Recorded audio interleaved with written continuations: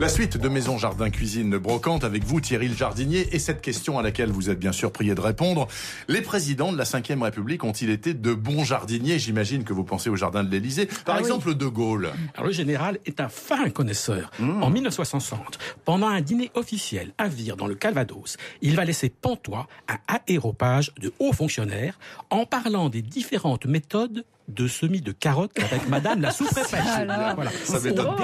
Au dessert, tout de s'accorde sur les mérites de la carotte nantaise. Et madame de Gaulle, c'était pareil? Alors, était amoureuse surtout des rosées, comme la jaune Ophélia, les canards Piccadilly, et elle remet en état la roseraie de l'Élysée qui avait été créée en 1913 par le président Poincaré. Ces bouquets de table font l'admiration de tous. Ensuite viennent les Pompidou. Eux, ils sont fans d'art contemporain. Oui. Voilà. Donc, ils ont une approche beaucoup plus moderne du jardin.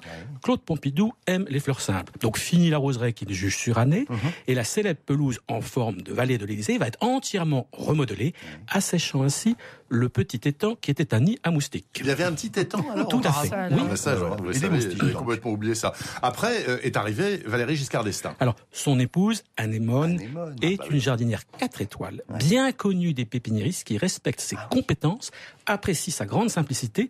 Alors, un tourbillon de fleurs étonnantes va régner avec elle dans le jardin de l'Élysée. Et après, ce sont les années Mitterrand. Mais oui. Voilà. Alors Mitterrand, c'est surtout l'homme des chênes et des hêtres des forêts du Morvan. Donc le jardin de l'Élysée va être à nouveau remanié, privilégiant non les fleurs, mais les arbres et les couleurs des feuillages. Et Jacques Chirac, je le vois pas jardiner. Les arbres premiers, c'est plus sa passion que le jardinage. En revanche, Bernadette et Claude Chirac adorent les fleurs, notamment les cosmos blancs et les vivaces très naturelles. Une nouvelle roseraie va être créée avec le grand retour des roses thé de Madame de Gaulle et l'arrivée du très beau rosier blanc Iceberg que je recommande à tous. Alors ensuite, Nicolas Sarkozy arrive à l'Élysée. Lui, je l'imagine pas du tout jardinier. Détrompez-vous, car il a travaillé pendant ses années d'étudiant pour la pépinière Truffaut et connaît même le nom latin des plantes. C'est lui qui va ouvrir pour la première fois le jardin au grand public. Et pareil, François Hollande, j'imagine que le jardinage. Il y a une vidéo à hurler de rire qui le montre en train de planter un chêne dans le jardin de l'Élysée. Le moins qu'on puisse dire, c'est que son maniement des outils de jardinage laisse un peu à désirer. Il fallait lui expliquer.